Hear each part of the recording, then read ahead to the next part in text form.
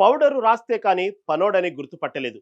ఏంటి, ఈ వ్యక్తి ముఖానికి ఇంత పౌడర్ పూసుకొని బయటకు వచ్చాడని ఆశ్చర్యపోతున్నారా? ఏదైనా పెళ్లికి వచ్చాడా, లేక నాటకంలో వేషం వేయడానికి వెళ్తున్నాడా అని అనుకుంటే మీరు పప్పులో కాలేసినట్లే.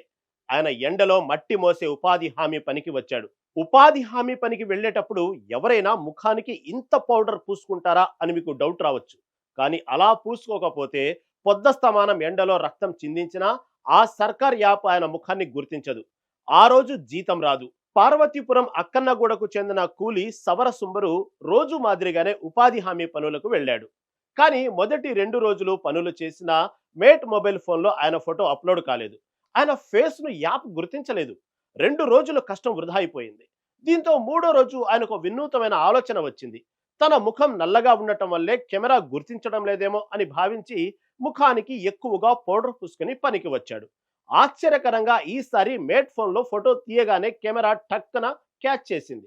ఫోటో చక్కగా ఆన్లైన్లో అప్లోడ్ కావడంతో ఆయనకు ఆ రోజు హాజరు నమోదైంది. ఈ సంఘటన వింతగా ఉన్నా ఇది 100కి 100 పాళ్ళు నిజం. సవర సుంబరు చేసిన ఆ ట్రిక్ మన వ్యవస్థల పనితీరుకు చంపపెట్టు లాంటిది. పౌడర్ రాస్తేనే పనిమంతుడని సర్టిఫికెట్ ఇస్తున్న ఈ యాప్లను నమ్ముకుని కూలీలు బతకాలా? అవకతవకలు జరగకుండా నిరోధించాల్సిన బాధ్యత ప్రభుత్వానిదే. కానీ ఆ నెపం పేద కూలీల మీద పడకూడదు. అధికారులు ఇకనైనా ఈ యాప్లో ఉన్న సాంకేతిక లోపాలను సరిచేసి కష్టపడ్డ ప్రతి కూలికి న్యాయంగా డబ్బులందేలా చూడాలి.